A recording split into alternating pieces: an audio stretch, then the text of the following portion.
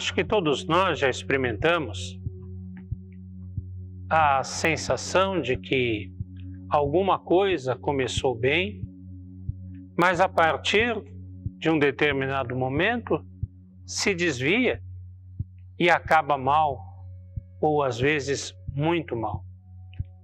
Algo que aparentemente era muito bom, que foi bem pensado, que havia boa intenção das pessoas, que tinha tudo para dar certo, mas de repente se desvia, se desvirtua, muda alguma coisa e deixa as suas características iniciais e passa a não ser tão bom assim e às vezes até a ser alguma coisa nociva. A história da igreja também tem mostrado momentos em que a igreja, embora tivesse boa intenção, tivesse bons propósitos, tudo parecia que ia correr bem, mas de repente alguma coisa dá errado e essa história não acaba bem. Na lição passada, nós tratamos do começo da igreja, de como ela começou bem intencionada, como ela começou em passos firmes na fé, como ela começou muito bem nos caminhos do Senhor. No entanto, essa história segue. E o que a história nos ensina é que cada geração deve prestar contas de si a Deus. Portanto, também nós, visto que temos a rodear-nos tão grande nuvem de testemunhas, desembaraçando-nos de todo o peso e do pecado que tenazmente nos assedia, corramos com perseverança a carreira que nos está proposta, olhando firmemente para o autor e consumador da fé, Jesus, o qual, em troca da alegria que lhe estava proposta, suportou a cruz, não fazendo caso da ignomínia, e está sentado à destra do trono de Deus. Considerai, pois, atentamente aquele que suportou tamanha oposição dos pecadores contra si mesmo, para que não vos fatigueis, desmaiando em vossa alma. Hebreus 12, versículos 1 ao 3.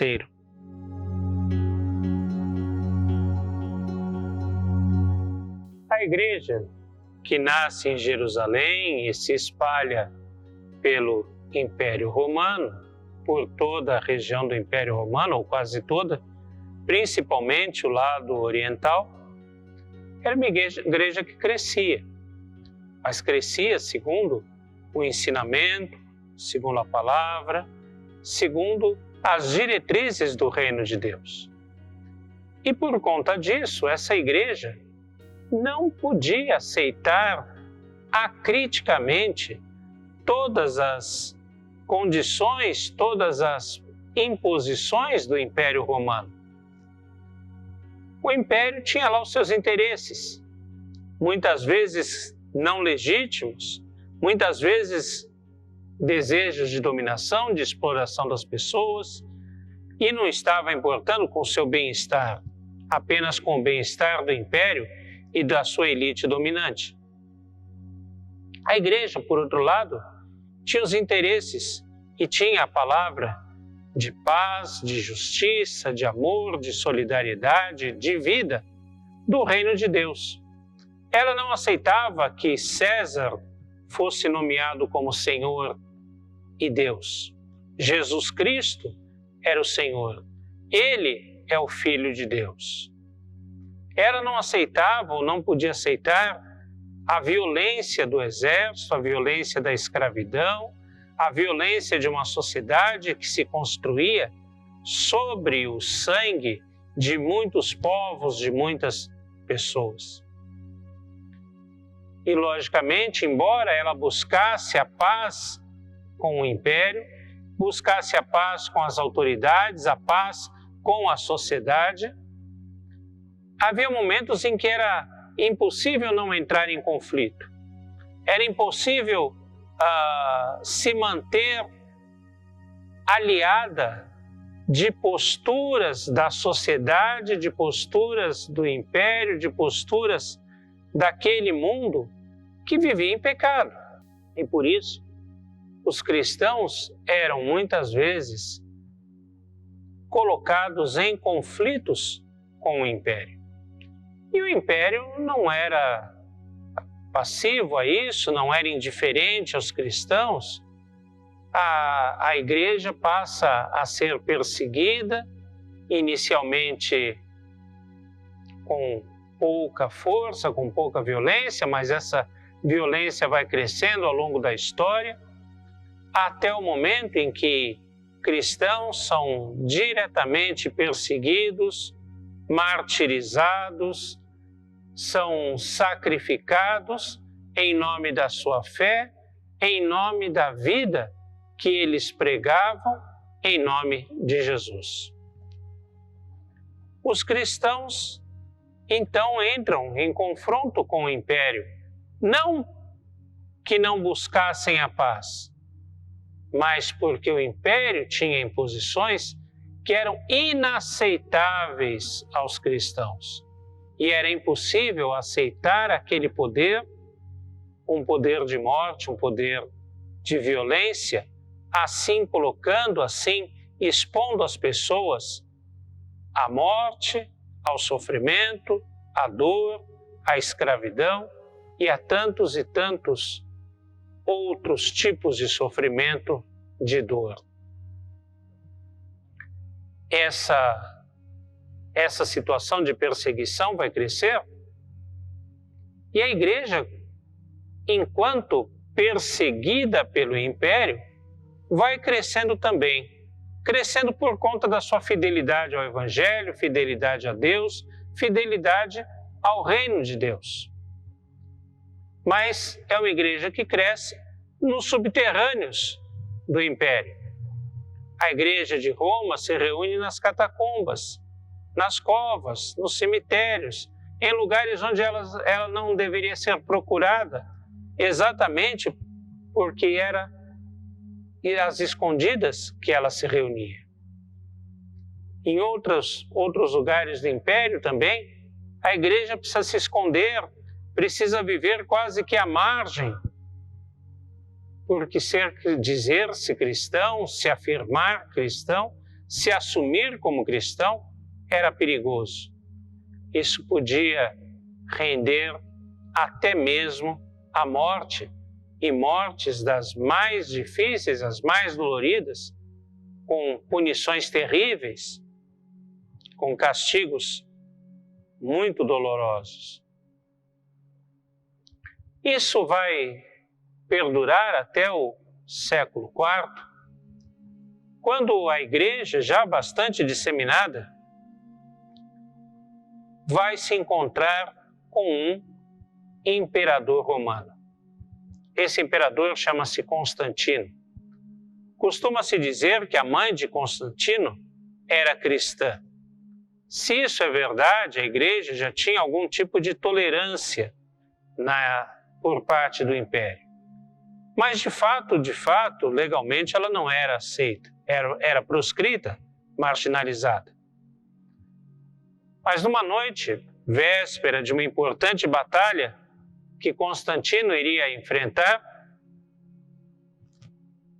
ele sonha com uma cruz e uma voz que lhe diz: sob este símbolo alcançarás a vitória. E de fato, no dia seguinte, ele conquista aquela grande batalha, um grande e importante feito para o império. E decorrente dessa experiência, ele elimina a perseguição que deveria haver sobre a igreja. Ele tira a igreja da marginalidade e traz a igreja cristã para ser uma das religiões oficiais do império. E com isso, a igreja que vivia nas catacumbas passa a ocupar as catedrais. As pessoas acorrem agora aos cultos, às celebrações cristãs, porque o cristianismo agora era uma espécie de moda. Ela estava em alta, era aceito, não era mais perseguido, era apoiado pelo império. E muitas pessoas então se dirigem aos templos cristãos, participam das liturgias cristãs, são batizados, passam a se denominar de cristãs. Mas isso não significa que elas tivessem se convertido. E esse é o ponto problemático. Os cristãos sinceros, aqueles que eram cristãos antes, ficam extremamente felizes, extremamente alegres, acham que o reino de Deus chegou. Afinal, a igreja se torna dominante sobre o mundo. As pessoas vão às centenas, aos milhares para as igrejas cristãs. E participam do culto e se dizem cristãos, então eles acham que o reino de Deus chegou. Mas o problema é que essas centenas, esses milhares, não haviam de fato se convertido e trazem para o cristianismo hábitos, identificações, ideias, doutrinas vindas lá do paganismo. Promovem aquilo que é chamado de sincretismo e misturam o paganismo com o cristianismo.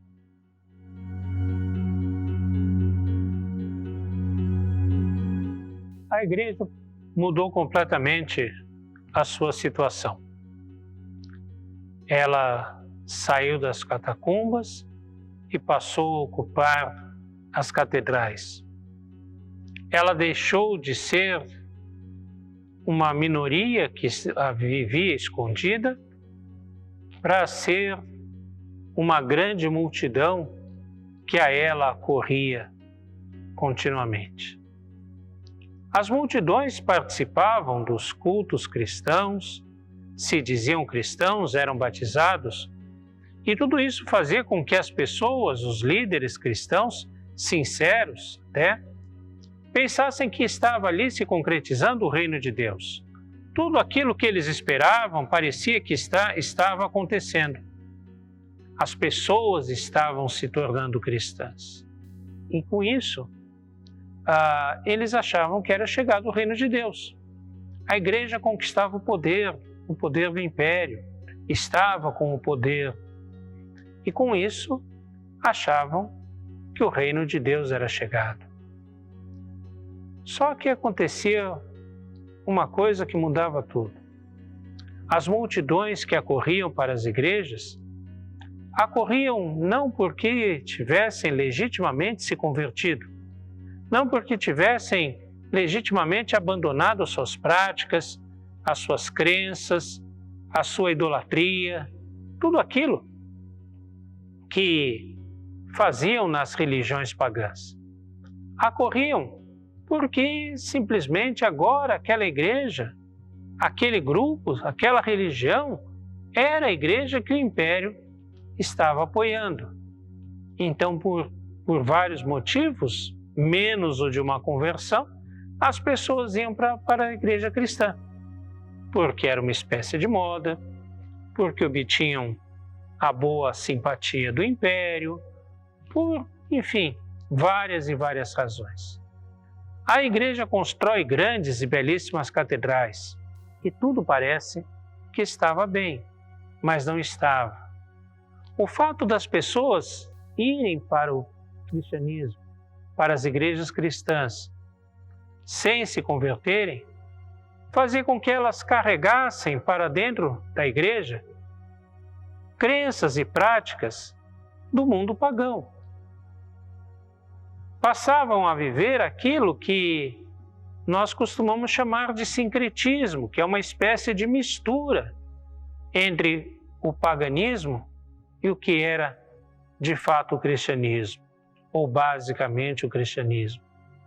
Passaram a identificar os líderes cristãos com as suas divindades, com as divindades pagãs, e misturá-las. E então a igreja passa a venerar os seus líderes como se eles fossem uma espécie de divindade daquelas do paganismo.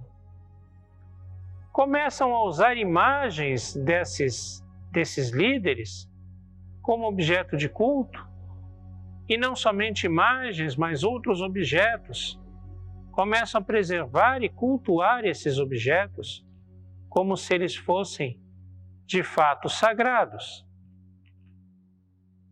E muitas outras coisas vão sendo misturadas, vão sendo acrescentadas, vão sendo modificadas na fé inicial do cristianismo.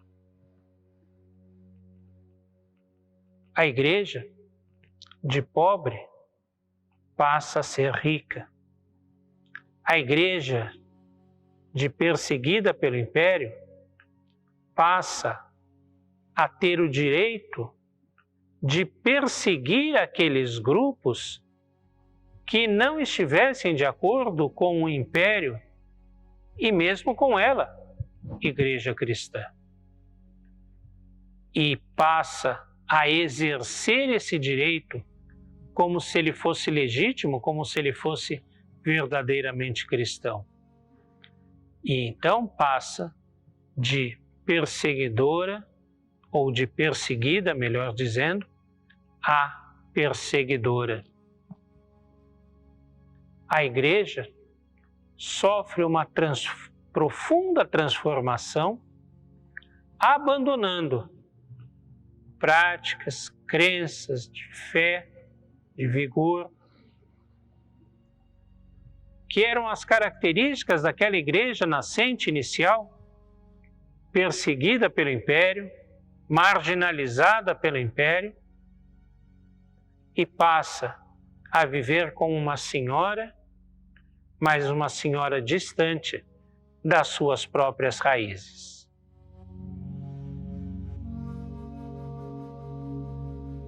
Depois que acontecem as tragédias, os problemas, as pessoas costumam olhar para trás e se perguntar: onde foi que erramos? O que fizemos de errado para que chegássemos a este ponto? É o caso de se perguntar onde a igreja errou, em que momento a igreja errou ou no que ela errou para que houvesse essa mudança. Errou porque antes era uma igreja que não se importava com o seu tamanho, não se importava com o seu poder e representação diante do império, mas ela sabia que ela era uma igreja peregrina e forasteira em direção ao reino de Deus, e que olhava e vislumbrava esse reino. Esse reino era a direção para onde ela caminhava, para onde ela ia. Esse reino era a referência da sua vida. E a partir do momento em que o imperador se converte e a tira da perseguição, da marginalidade, a igreja passa a olhar para si mesma, passa a se importar com as multidões que a frequentavam e achar que ela era poderosa, que ela era maravilhosa, que ela era a realização do reino de Deus em si. E aí está o problema. A igreja, ao olhar para si mesma, deixa de olhar para o reino de Deus. Ora, nós vivemos em um mundo cheio de instituições e a igreja está nesse mundo, até hoje, institucionalizada. Nós mesmos somos igreja presbiteriana independente, que tem templos, que tem locais, que tem as suas ordenanças, que tem as suas instituições. Ela é uma instituição.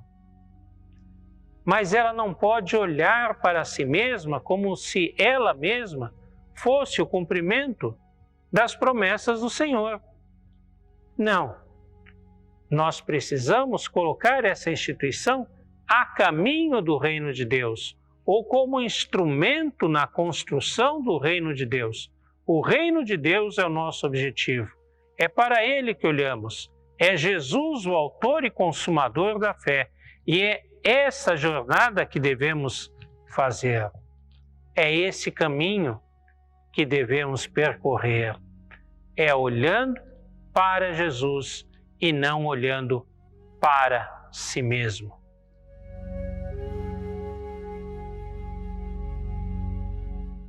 Há uma antiga música que diz assim: laranja madura na beira da estrada, ou é azeda ou está bichada. A letra dessa música nos faz pensar que as coisas boas, ou muitas coisas que parecem boas, mas que estão muito fáceis, que estão ali ao nosso alcance, elas na verdade não são o que parecem. Aquela laranja que poderia parecer doce, saborosa, suculenta, se mostra azeda, ressequida ao experimentar. Na nossa vida também passamos por muitas situações que aparentemente, ou no início, parecem que são muito boas, parecem que são honestas, parecem que são corretas, mas na verdade não o são. E é preciso critério, é preciso cuidado para saber julgar, para saber experimentar, para saber discernir o que é bom do que não é. A igreja experimentou um momento que parecia tudo de bom. As pessoas se tornavam cristãs, eram batizadas, a igreja se tornava rica, construía grandes templos em honra do nome de Deus. Que maravilha! Que cultos exuberantes não devem ter sido! Que liturgias lindas não devem ter sido praticadas! Mas tudo aquilo não era o que era a essência do cristianismo. Porque a essência do cristianismo é a conversão, é o arrependimento, é a mudança de vida, a mudança de crenças, a mudança de hábitos. Nós precisamos ter cuidado. Ter cuidado com muitas coisas que parecem que são boas. E principalmente na história da igreja, muitas vezes surgiram situações, surgiram episódios que pareciam ser as melhores coisas do mundo, a realização de tudo que a igreja queria, de tudo que Deus queria para a igreja. Mas, na verdade, eram grandes desvios da verdade do Senhor. É preciso não nos deixarmos seduzir pelas luzes douradas, pelos cantos das sereias, pelas grandes multidões, por situações que parecem ser de festa, ser de realização. É preciso que nos ponhamos em missão para que as pessoas ouçam de fato o Evangelho, conheçam a voz de Cristo, mas se convertam pela obra do Espírito Santo e não se tornem adeptos do cristianismo pelo seu entusiasmo ou por algum outro interesse, seja ele qual for.